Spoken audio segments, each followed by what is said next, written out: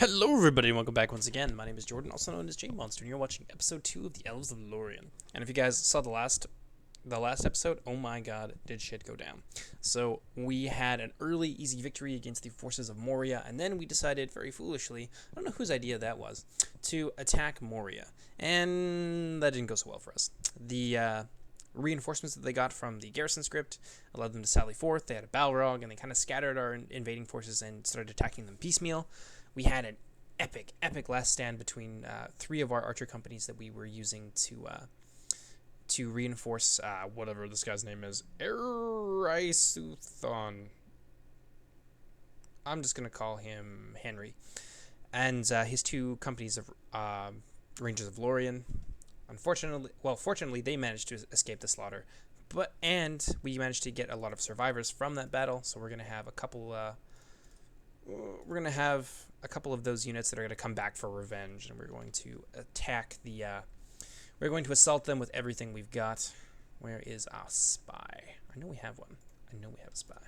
Conif Ben. Where do you think you're going? We're going to move him over here because I noticed earlier that they had settled in this little fortress, this little work fort here outside of Moria. So we are going to attack them with everything we've got once we have an opportunity to regroup. So we're going to send these guys up here. What's this going to do to our finances? Nothing good.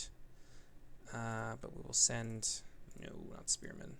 You know what? We're going to send the archer company up there, and that's it. Because that's about all we can afford to do right now. And we are going to end the turn right there. Whoa! That's right. Get moving. So, some more interesting stuff about Lorien. It is one of the places that the Fellowship stopped in after they had lost Gandalf to the Balrog and Moria. A defeat which we are going to avenge in short order when we take that fortress from them, where the Balrog is residing. But it has a quality of kind of being a place out of time, which is something that was very, very apparent to the Fellowship when they were there. And that is because, as I was saying earlier in the first episode, that's because Galadriel has one of the Elven rings of power. She has the Ring of Adamant. And one of the things that's kind of consumed the Elven psyche for a very long time is... I'm going to send a couple companies of spearmen, just in case. We're going to get the siege started.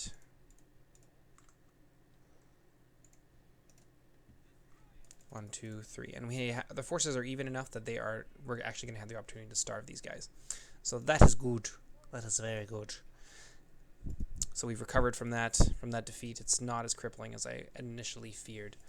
But one of the things that's always consumed the Elven psyche is kind of like the impermanence of the world.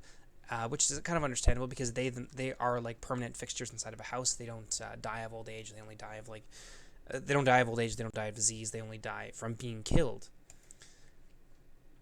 And so they've tried to hang on and preserve everything. Kind of like picture it as like a really like needy girlfriend, and they have this desire to just like cling onto everything with like both hands and just dig their talons in and not let anything change. But unfortunately, that's not the way that any world works, much less Tolkien's. So they developed this obsession with fading, and Galadriel has the power to kind of change that in this very small area. Like I said, it's only about 50 miles from one end to the other and about 30 across.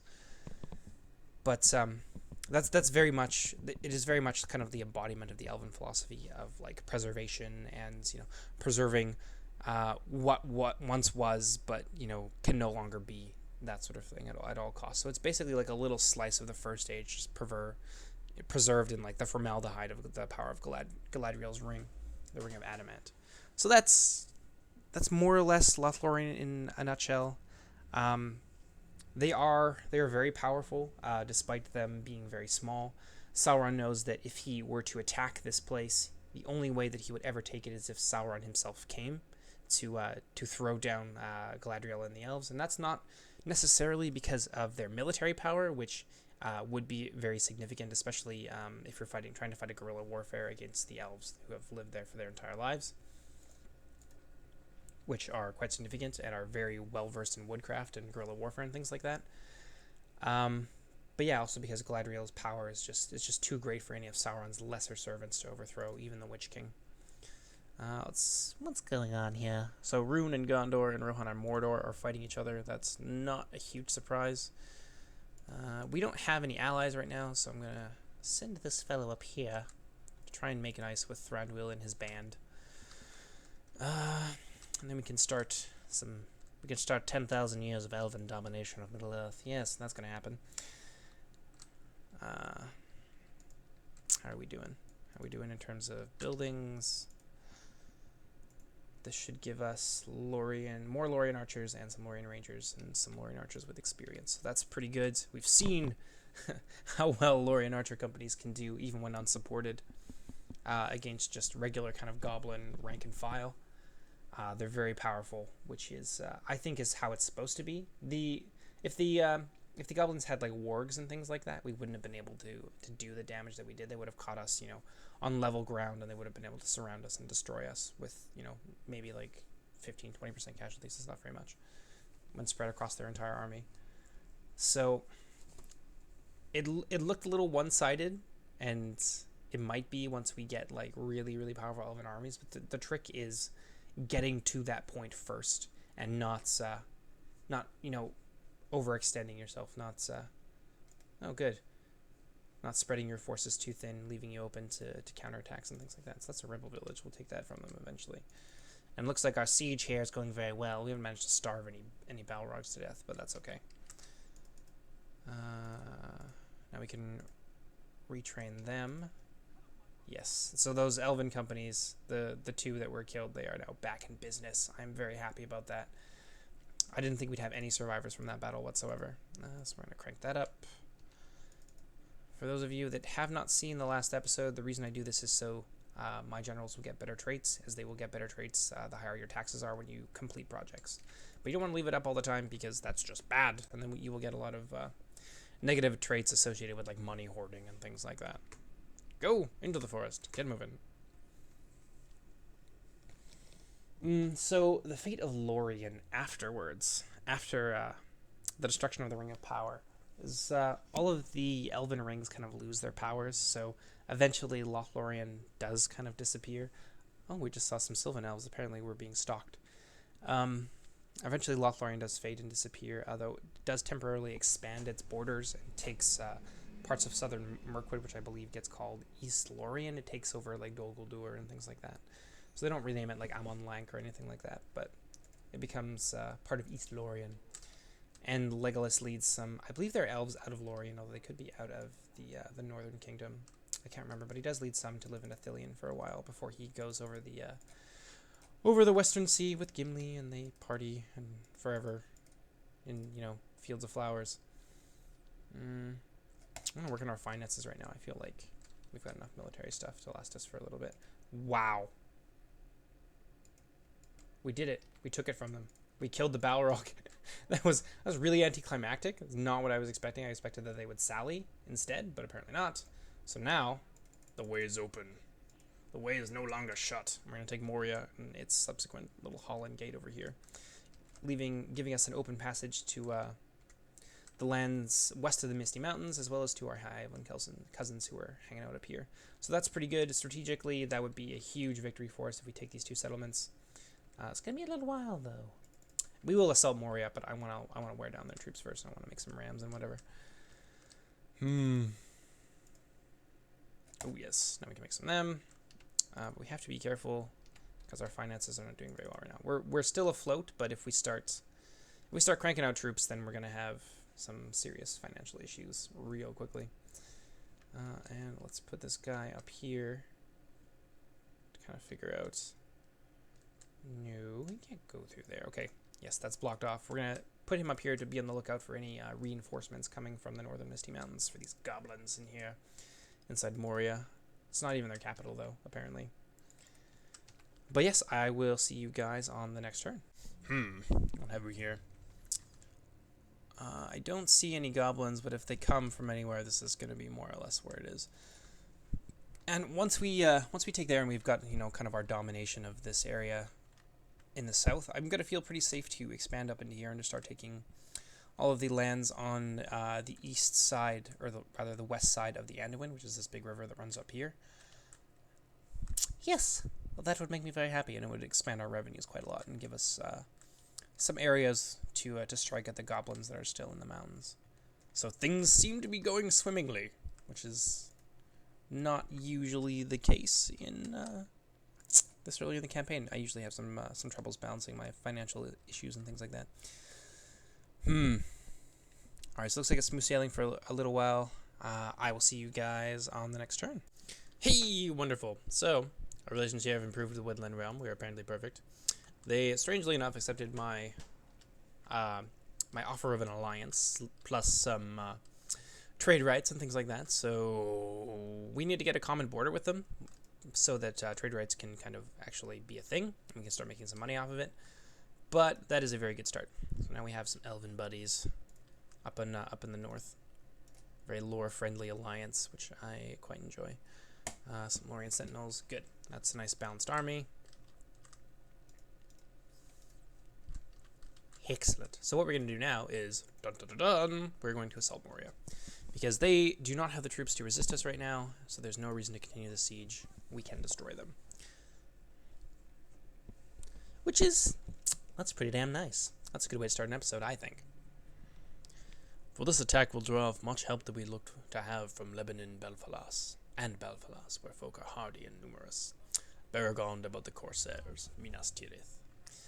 Yes, that is from the Siege of Gondor, which we actually have a really cool historical battle series on. So if you guys are interested in learning a little bit more about the context of that quote, you should definitely check out the historical battle series on my channel that deals with the Siege of Gondor, because we go over all of that in excruciating detail. So there's our army force here. We really only need the one ram. Alright, let's do this thing. Whoa! So this is a custom settlement for those of you that have never seen Third Age before. So we're going to get in here and we're going to take a look at it. The last time I was here, we ended up having to fight the Balrogs in Moria, and let me tell you, that was a slog. That was not fun. So these must be some kind of great hall. Where is... That is the tomb of Balin. You can see the orc forces here. What few orc forces are inside are on the move, and they are all deployed at the back. So we are going to take full advantage of that. And move our forces in and take as many important choke points as we can, as quickly as we can, so that the goblins aren't going to be able to inflict any casualties, or as many casualties on us, because we really want to keep this. We want to keep this as clean as possible. I don't want to have like a huge slogging siege. So we're trying to take this this area in here with all the flags. I wonder how they're going to get up here. Oh yeah, there's a ramp right there. Well, let's see who's faster. They have a lot shorter way to go. I don't know where the rest of their army is, though. I'm not seeing it deployed anywhere. Maybe they're like waiting for us at the gate. I just haven't noticed. Oh, I see. So they're hiding up here. Couple units. Looks like we got some heavy orcs. And okay, so the body of their troops are hanging out here.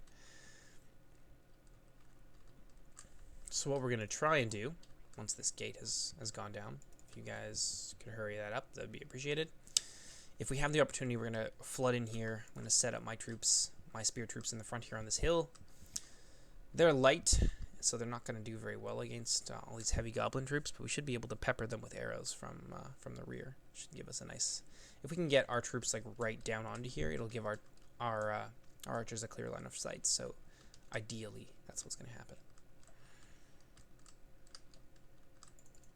Let's move these guys forward. Run, you fools!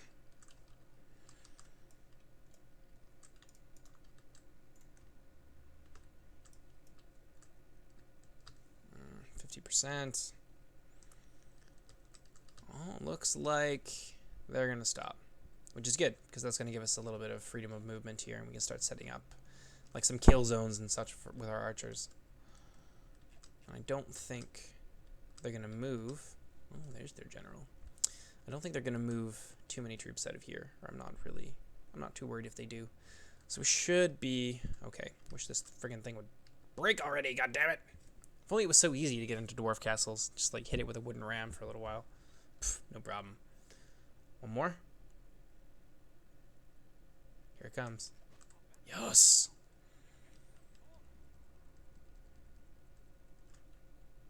Okay, so everybody in. I'll just set them up as they go along.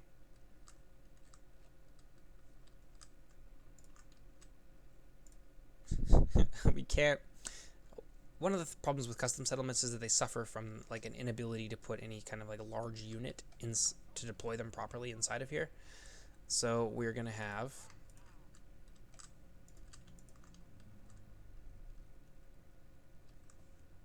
some awkward stuff here. There we go. Ooh. Maybe. Please.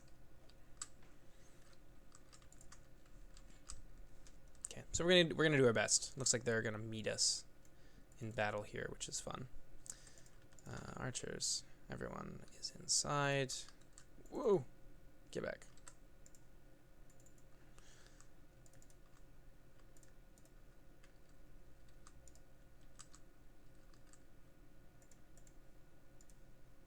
Oh god, move! Come on! Damn it! Yeah, we're gonna have some deployment problems here.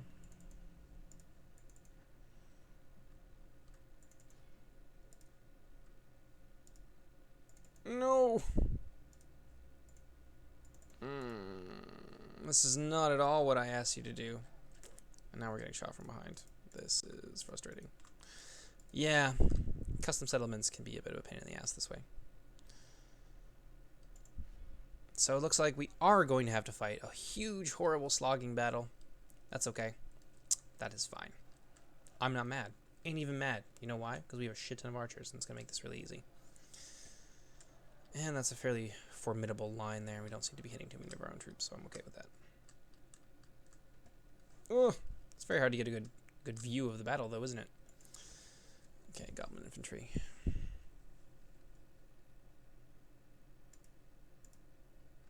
Whoa, too much.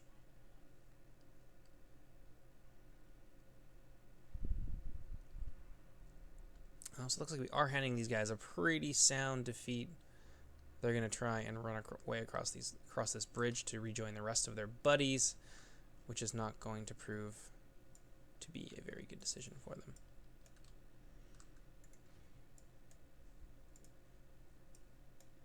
So we are going to pepper them with arrows as they flee. They're going to leave a line of their dead.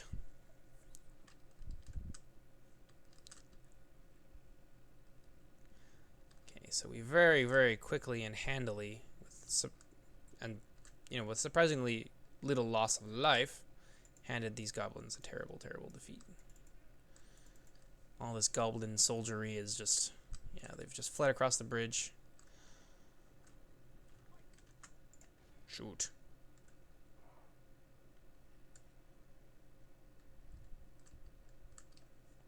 Yeah, it looks like they lost, like, probably, oh, well, they've lost almost 50% of their army, so that's impressive.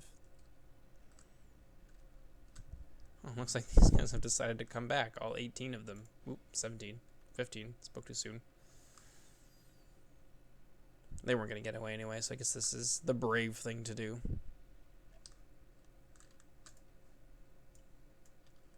Oh, it's because there's goblins right here.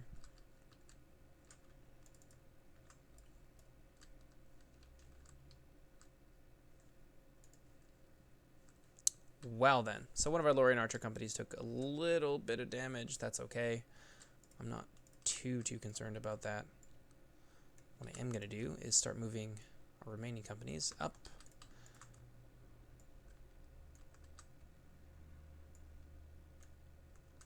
Come on, you can do it. You know you can. There we go.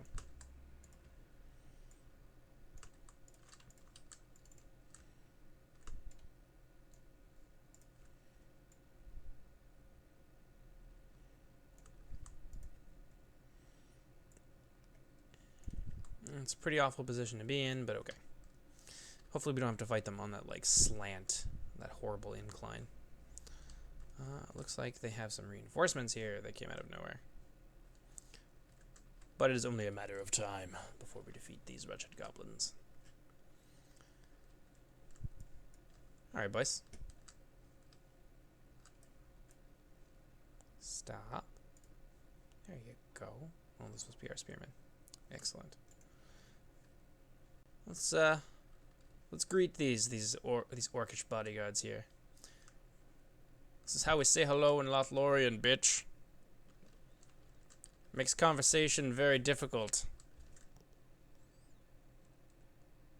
Family reunions are terrible.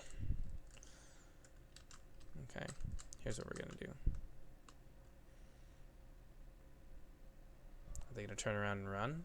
Oh yeah, they're gonna turn around and run.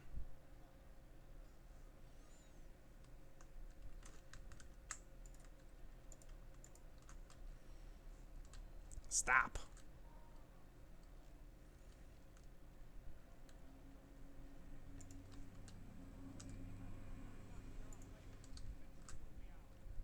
Is this all one unit? Apparently they are. Well, I'm not too terribly worried about our spear companies. They can be replaced. So let's just start shooting these guys. Thank you. Take it. Just take it. Because otherwise we'll be here for 10,000 years. Because these guys have a lot of armor. They've got 2 health. And our spearmen are lackluster, to put it mildly. Mostly they're just useful for holding the line. Or killing cavalry. Also a good function for spearmen.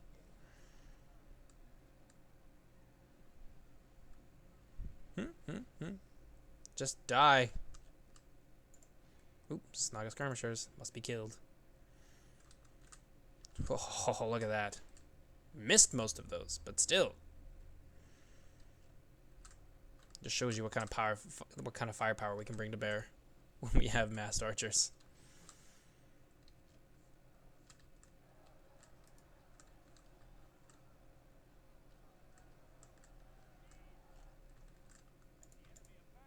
Alrighty.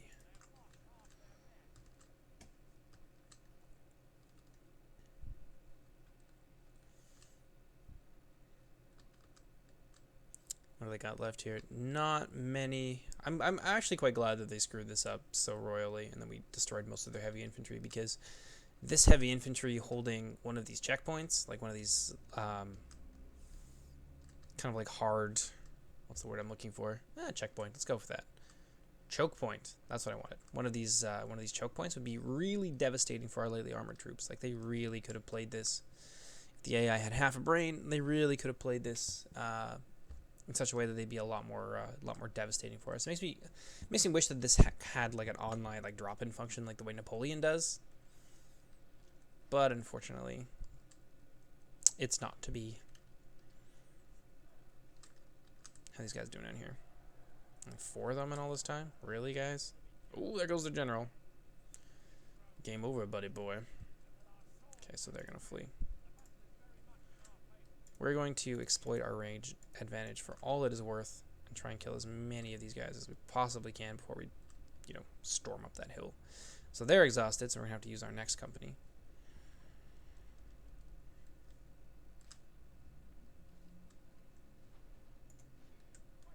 Look at that. Die.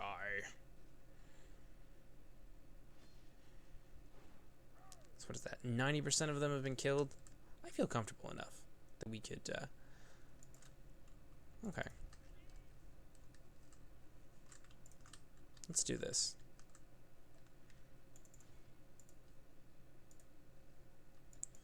We're going to have our general here lead the charge, along with our reserve spearman company.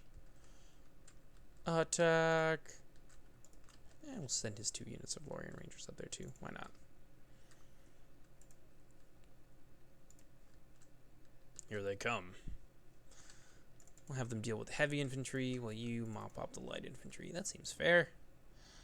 Whoops. Here it is. The final battle for Moria. That was a little disappointing, guys. I'm just saying. Probably should have your swords out before you attack them. There's a light infantry unit in there, too. Not that it matters. Look at these guys. Get wrecked. Oh.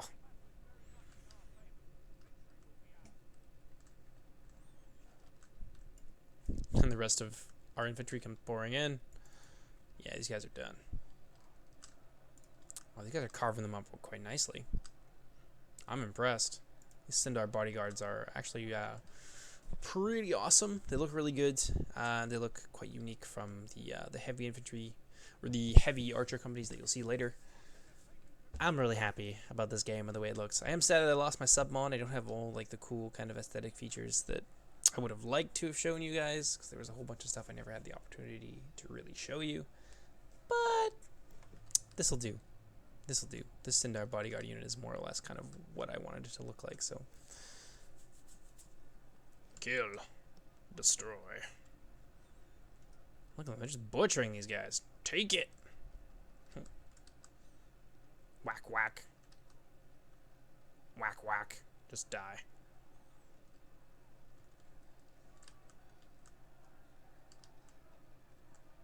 Ooh. You just see the goblins just falling over. What have we lost? We've lost 2%. Most of that came out of this company right here. Couple deaths in there. Mostly it was that archer company, though. Attack! Everyone! Charge! Is it me or do the last two units always take the longest? Nope. Dead. And that ought to do it. I think that is 100% casualties. They have lost Moria. We have taken it for the glory of Lothlorien, for the golden wood. Oh, look at that. That's brutal. Yeah, they tried to cut. They came down here with some of their units, and it was just a mistake because we had all of our archers down there waiting for them. 14 deaths to 1,200 dead goblins. I am happy about that. That is an impressive kill-death ratio. I'm not even going to bother to do the math. It's like 100 to 1, basically. When you hang from a gibbet at your window for the sport of your own crows, I will have peace with you and Orthanc. Theoden to Saruman, the voice of Saruman. Doubtheart! What is the house of Rohan but a thatched barn where brigands drink in the reek? Occupy la communauté. We're taking Moria. Thank you. That is a nice boost. Look at that. Look at all the money we're getting from this place. So as usual, nope. Actually, what we're gonna do first is we're gonna make an artist studio, so we can start creating culture inside of there. So we can start increasing. Well, when you increase culture, you can start producing units from the area. So we're gonna send these guys down to here, take this Holland Gate, and then our secure over the southern mountains, the southern Misty Mountains, will be completely secured. We are a little low on money, but that's going to change real quick. Wonderful. I'm so happy. Well, that is it for episode 3, or episode 2, rather. Episode 3 will follow fairly shortly. I'm not sure if I want to upload something else before I upload episode 3, but you'll find out eventually. So I hope you guys enjoyed, and I will see you next time. Take care, everybody. Bye-bye.